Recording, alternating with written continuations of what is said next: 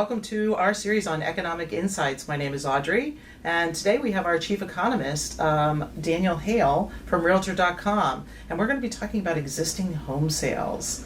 So, Danielle, what does that mean?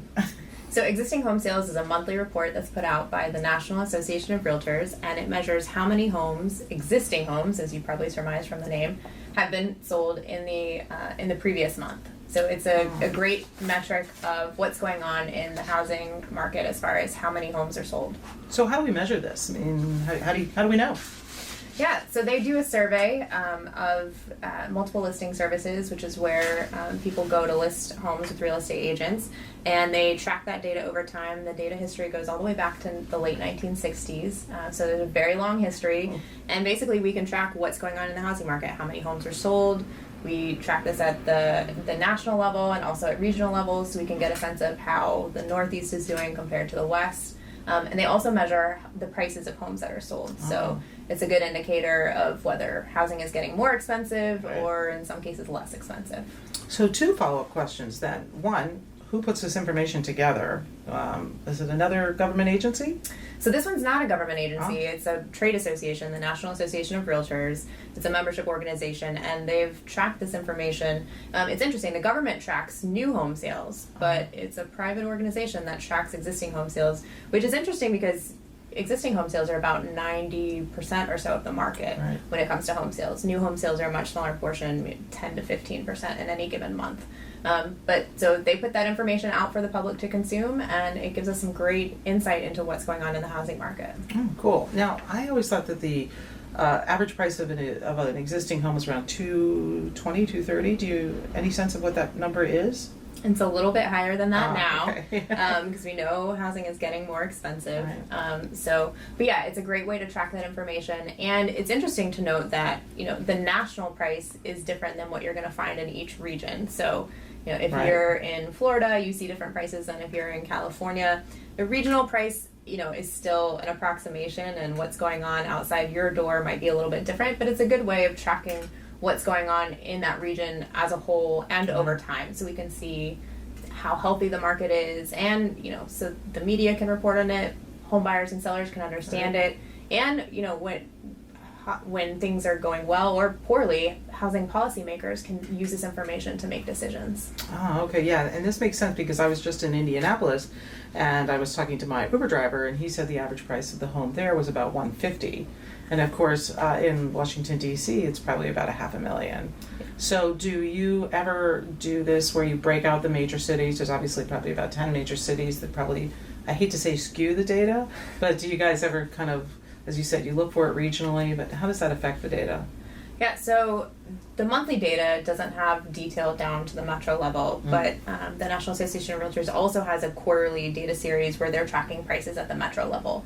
So that's something that they can provide. Something that's interesting about this data, it's based on sales prices. So when the home is actually sold, buyer and seller have agreed on that price, it's a real market transaction. We track price data here at Realtor.com that's similar but not exactly the same. We track listing prices because we are a website that makes available active listings. So we have that information and we track it at the national level all the way down to the zip code level.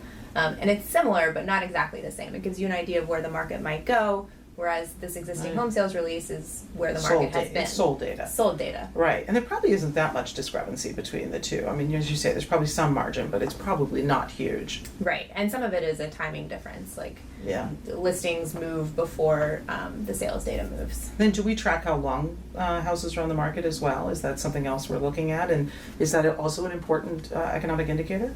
Yeah, we do, and it's an important indicator because it tells you how fast or slow properties are selling. In today's market, inventory is pretty low, properties are selling pretty quickly. So if you're a seller, that's pretty good news. You don't have to work too terribly hard to sell your home. But if you're a buyer, it means the market can be a little bit tough. And it's good to have that information so that you're prepared and you know what you're getting into when you're getting into the housing market.